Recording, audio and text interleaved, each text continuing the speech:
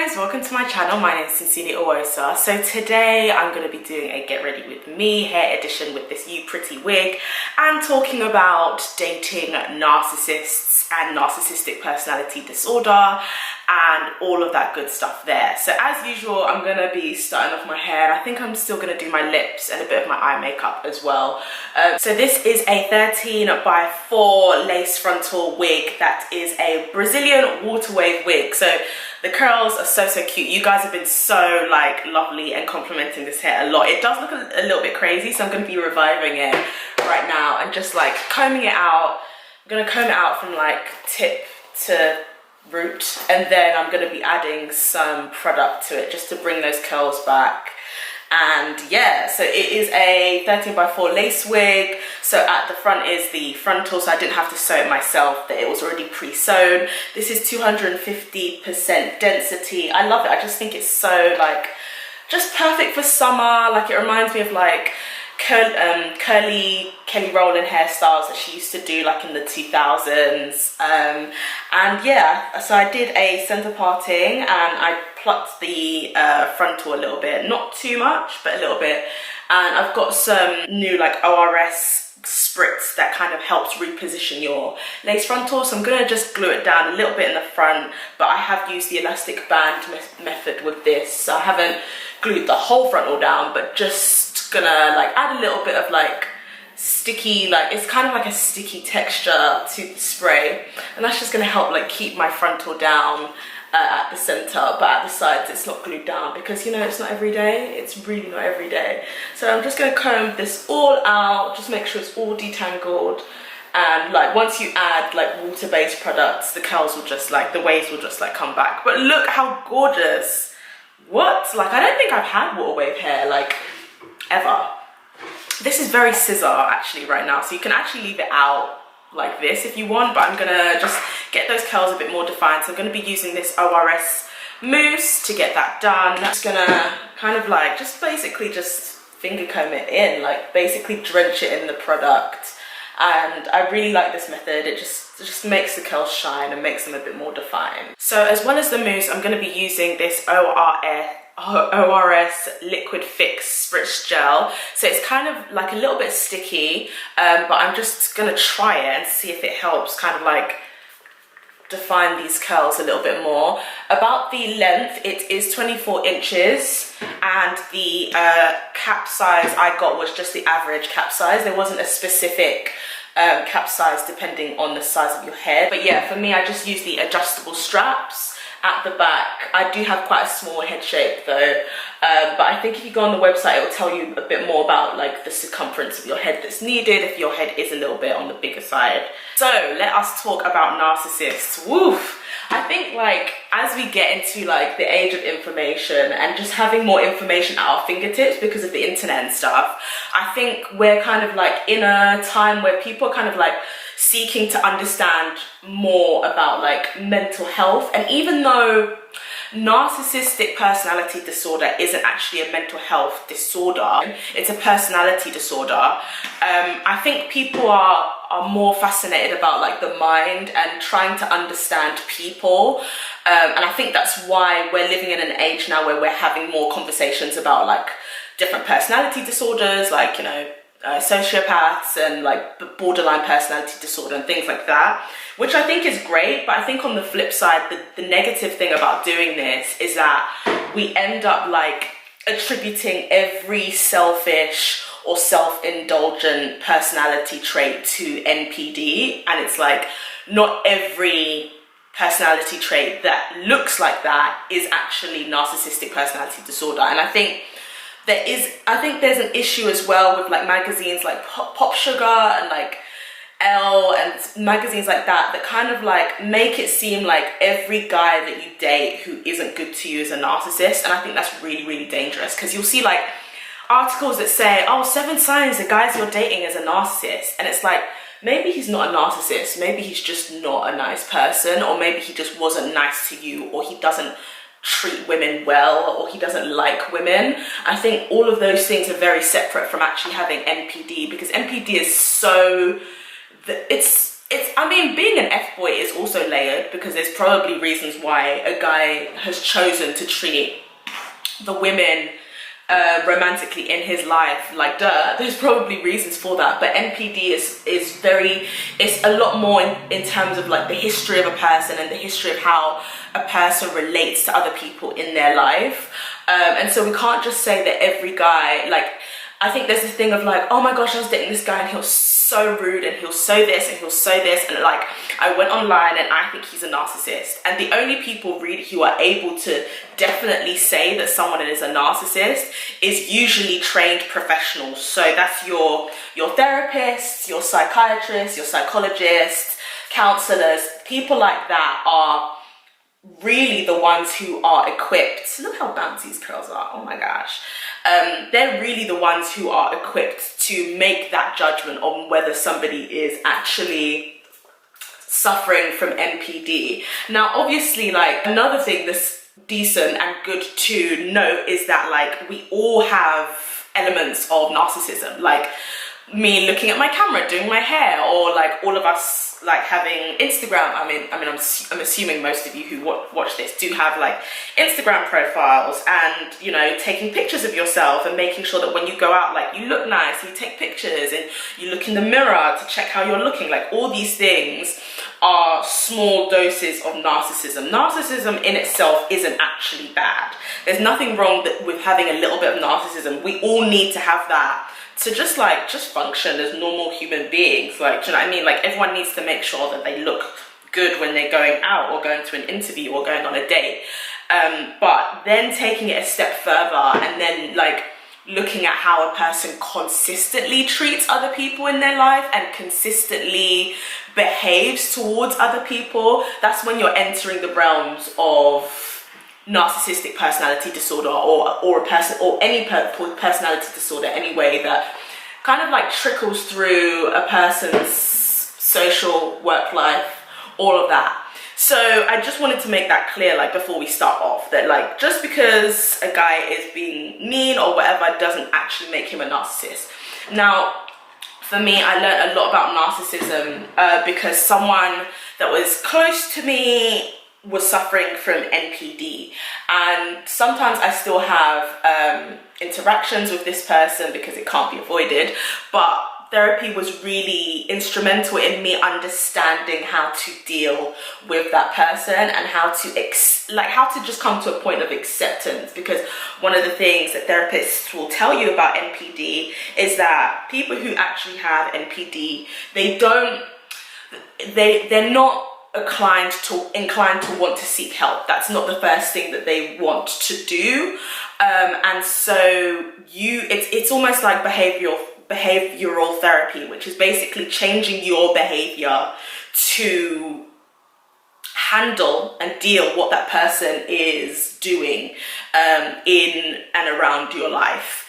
And so for me, like, going to therapy was really, really instrumental in understanding a lot more about NPD.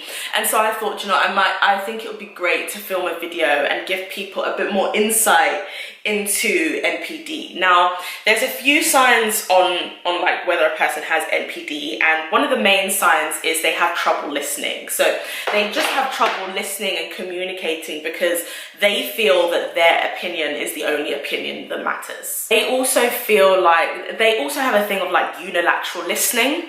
So they don't fully listen to what you're trying to say. They're like, if they do talk to you about a decision, they're mostly interested in you just listening to what they have to say and approving what they have to say and kind of just like leaving it at that. They aren't interested in you actually giving your input, because to them that's kind of it's an inconvenience. Now, like, I think we also need to note that like it's not just men who are narcissists. So women can have NPD as well, and like, as I say, we're talking about NPD here. Women can have NPD as well. It's not just men, and I think that comes from this very like sexist notion that like women are always like nurturing and kind and loving, especially when it comes to romantic or familiar relationships, like to do with the family.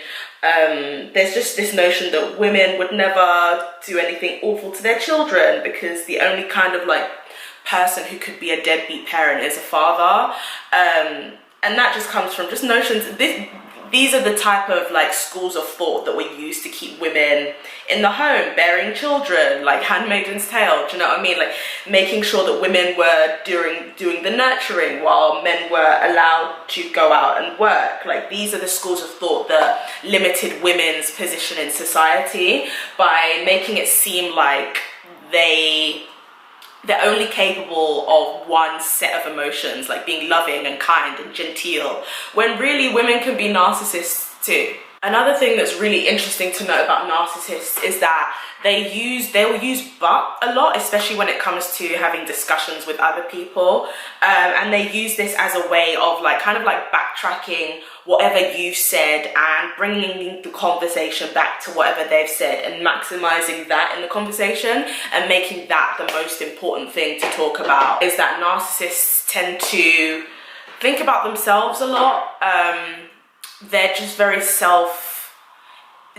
involved in self, and it doesn't mean that they're selfish all the time. This is why it's so complex and sometimes very difficult to clock and realize, because narcissists can be very generous. But one thing that I've noticed is that usually when they're generous, it's because they want that person that they're being generous towards to think good of them. So not everything is really about, you know, gaining something financially. A lot of it is actually to do with emotions and just emotional transactions. So for instance, like making sure that like everybody in school thinks that you're a lovely person, or making sure that everyone in church thinks that you're a good father or mother. I think for narcissists, they're very aware of how other people perceive them, and psychologists have spoken a lot about how narcissists tend to actually have very low senses of self and low sense of self-esteem, and their narcissism is so important to them because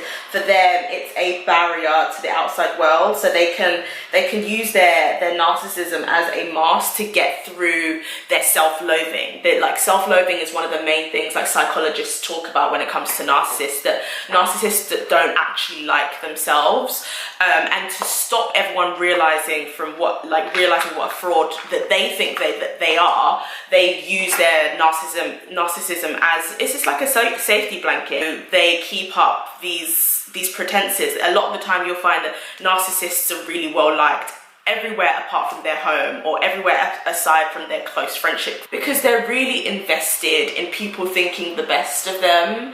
And so it can be really, really hard to realize what is going on internally, because a lot of the time they may not divulge a lot of these feelings that they're having, because, you know, that is part of NPD, is they feel like rules don't apply to them. So a lot of psychologists refer to this as delusions of grandeur. If you're looking for a really good resource on like subjects like this, Psychology Today is a great place to just find articles and blog posts about all different types of personality disorders. And actually Psychology Today isn't just about like personality disorders, it also talks about everyday stuff to do with the mind. So things like why you're unable to commit in relationships, or why you're unable to be emotionally vulnerable in friendships, or how your parental relationships affect you later on in life. Like there's so many like great articles on there that you can read, but one of the great ones that I found on narcissism, I will link it below, really talks about just rules not applying to narcissists. And I think, as I said, like the delusions of grandeur. So things like law, like they may, like, I don't know, like get loads of fines and just feel like I don't need to pay these fines and I don't need to go to court because I'll get away with it and it will be fine. It's like this feeling of like the law and the rules that affect everybody else don't apply to me because I'm so and so. Like maybe they have a family name that they really cling on to. I'm yet to like discover more about why, like where narcissistic personality disorder like comes from. A lot of people say it starts to rear itself in like people's adolescence and their early childhoods.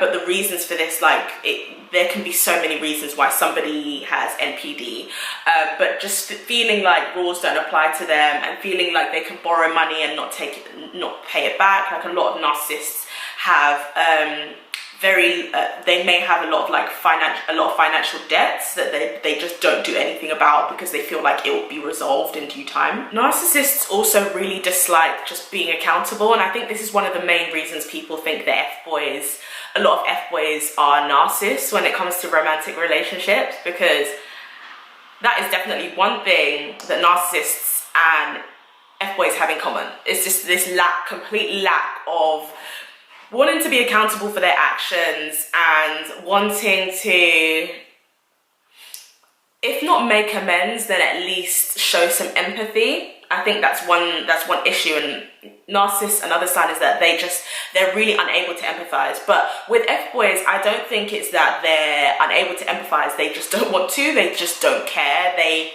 They're quite set on getting what they want, whether that be physical or emotional gratification, because it's not every time that an F-boy actually is, a lot of the time they are looking for sex, but they, especially from personal experience, you can actually have a situationship or an F-boy kind of stick around because you give him intimacy that he maybe doesn't get with other women, or he doesn't get with his boys, or in his like close circle or his family. So there's also that. But I think with F-boys, they're looking after number one, and they're looking for that one thing. It doesn't mean that they're not able to empathize with you or like show empathy, because they probably do show empathy to their parents or their family members. Like, we all know like F-boys who have great relationships with their mums but treat other women like dirt.